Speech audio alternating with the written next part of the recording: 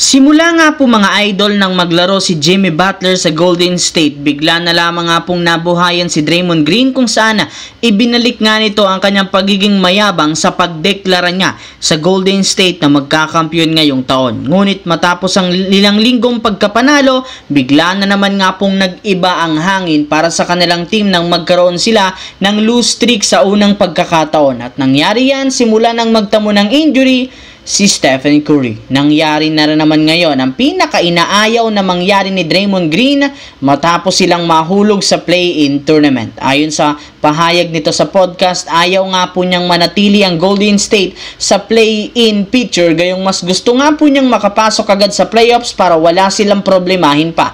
Pero may pagkakataon pa rin nga kahit papano ang Golden State na makuha muli ang pang-anim na pwesto kung sakaling maipanalo nila ang mga susunod na laro.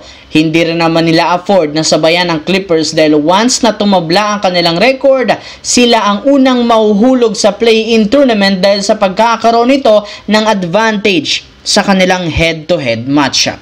Samantala, bagamat kamuntikan pang matalo ang Lakers sa kanilang game laban sa Pacers, tatanggapin pa rin naman ito ng kanilang team, lalo ang ginawang buzzer-beating tip-in ni LeBron ay ang posibilidad na magdala ng malaking momentum para sa kanila. Dahil dito, napahiya na rin naman ni LeBron ang kanyang mga haters na nagsasabi na hindi clutch bilang isang player, lalo pat umabot na nga sa 8 ang kanyang nagawang game-winning buzzer-beater sa kanyang buong karir. 3 pa dito ginawa nito laban sa Indiana Pacers. Pero hindi pa rin naman dito masyadong magpakampante dahil magkakaroon sila ng rematch ng Chicago Bulls kung saan inaasahan na hindi dito maglalaro ang ilan sa mga key player, lalo ang two-way contract na si Jordan Goodwin na natapos na ang kontrata sa team. Kahit gaano maganda ang performance nito, mapipilitan ng team na pabalikin ito sa G-League team. Syempre, kailangan nga po nila ngayong mag-wave ng player upang magamit at mapakinabangan siyang muli, lalo sa playoffs.